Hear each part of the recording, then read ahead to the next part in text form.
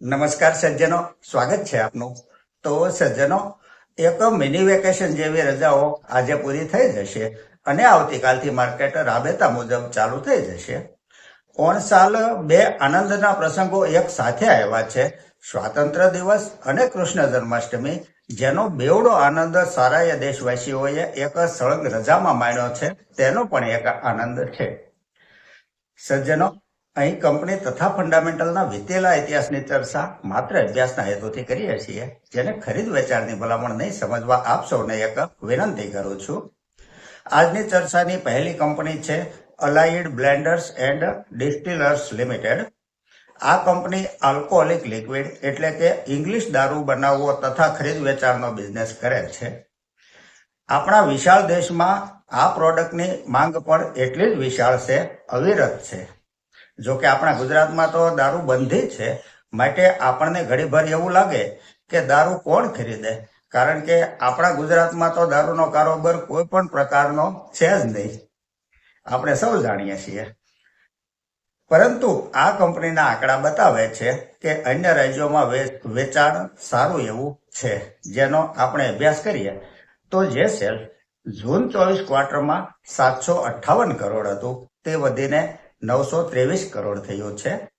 Net profit 11 કરોડથી વધી 56 કરોડ થયો છે. Year to year net profit જોઈએ તો 1 કરોડ, ત્યાંથી 2 કરોડ, ત્યાંથી 195 કરોડ થઈ અને 239 કરોડ થયો છે. છેલ્લા 3 વર્ષનો કમ્પાઉન્ડિંગ પ્રોફિટ ગ્રોથ 401% છે. ટીટીએમ 1121% છે. સેલ્સ ગ્રોથ ટીટીએમ 13% છે. બેલેન્સ શીટ જોઈએ તો બોરોવિંગ 905 કરોડ છે. રિઝર્વ કંપની પાસે 1487 કરોડ છે. માર્કેટ કેપ 13,753 કરોડની છે. સ્ટોક પ્રાઇસ 492 રૂપિયા છે. 52 વીક હાઈ 540 રૂપિયા બનેલો છે. પીઈ રેશિયો 57 છે. આરઓસીઈ 21% છે. આરઓઈ 20% છે. ફેસ વેલ્યુ 2 રૂપિયા છે. ડિવિડન્ડ યીલ્ડ 0.73% છે. શેર હોલ્ડિંગ પેટર્ન જોઈએ તો પ્રમોટર હોલ્ડિંગ 80.91% છે. એફઆઈઆઈ 2.82% છે. ડીઆઈઆઈ 4.73% છે અને પબ્લિકનો હોલ્ડિંગ 11.53% છે. આ એક પ્રોફિટેબલ કંપની છે અને પ્રોડક્ટની માંગ પણ સારી છે આપણા દેશમાં. આગળની કંપની છે સુરતવાલા બિઝનેસ ગ્રુપ.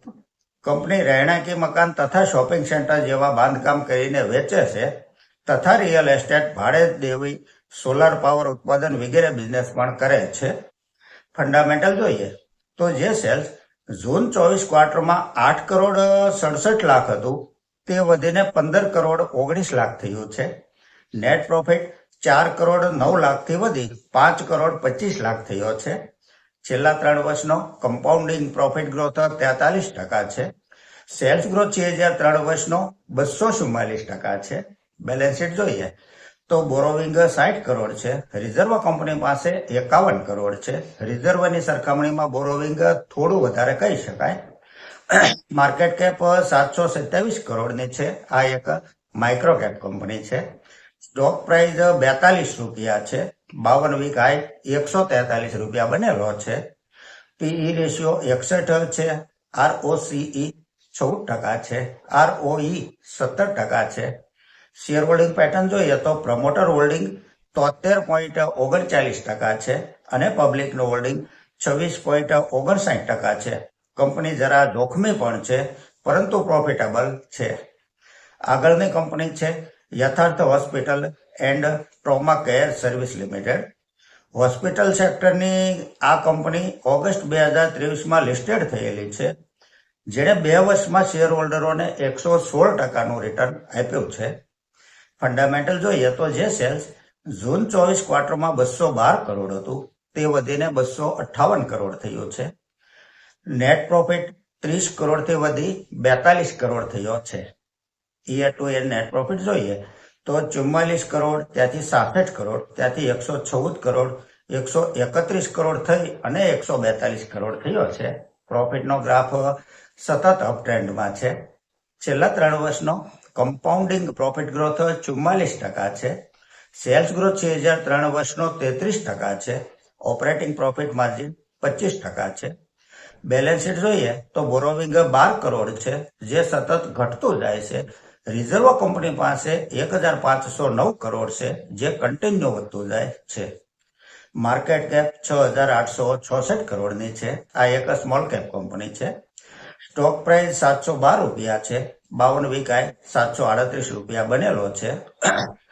પીઈ રેશિયો 48 છે. આરઓસીઈ 13.80% છે. આરઓઈ 10.50% છે. ફેસ વેલ્યુ 10 રૂપિયા છે. શેર હોલ્ડિંગ પેટર્ન જોઈએ તો પ્રમોટર હોલ્ડિંગ 61.66% છે. એફઆઈઆઈ 4.34% છે. ડીઆઈઆઈ 13.52% છે. અને પબ્લિકનું હોલ્ડિંગ 20.50% છે.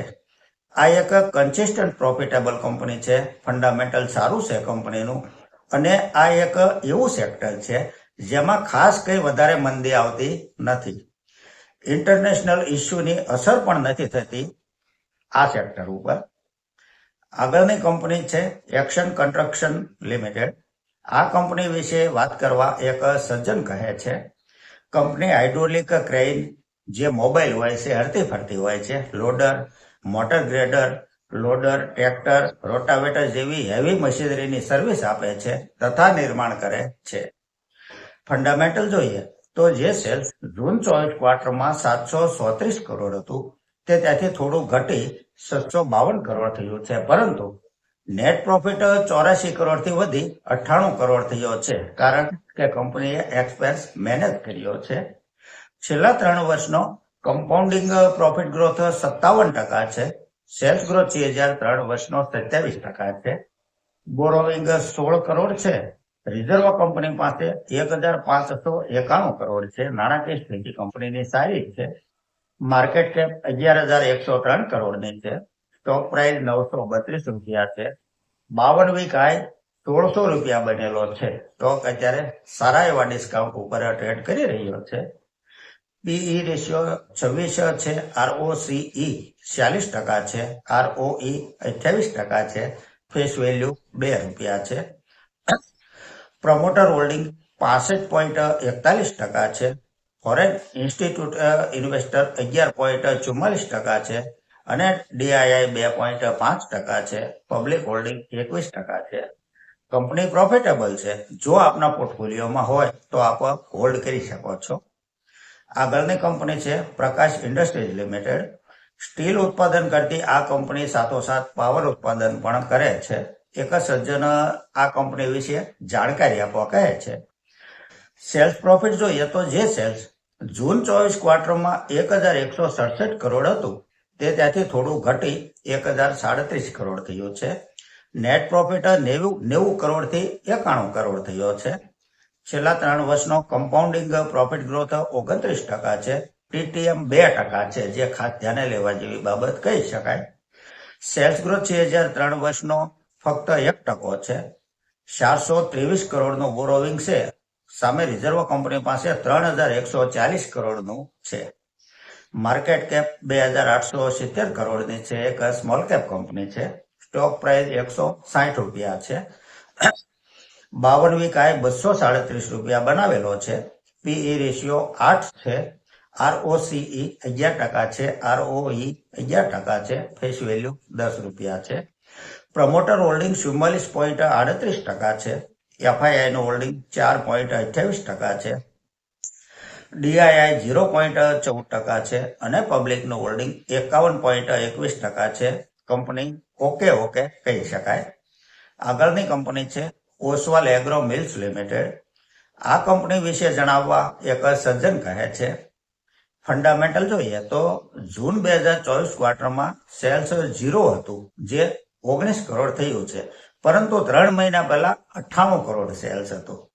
નેટ પ્રોફિટ 17 કરોડ છે, જે 3 મહિના પહેલા 63 કરોડ હતો.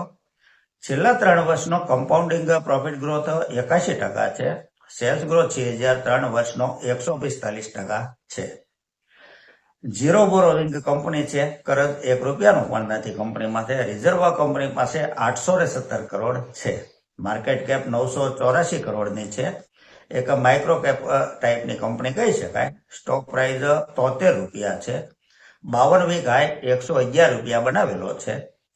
પી રેશિયો 8 છે. ROCE 16% છે. ROE 12.60% છે.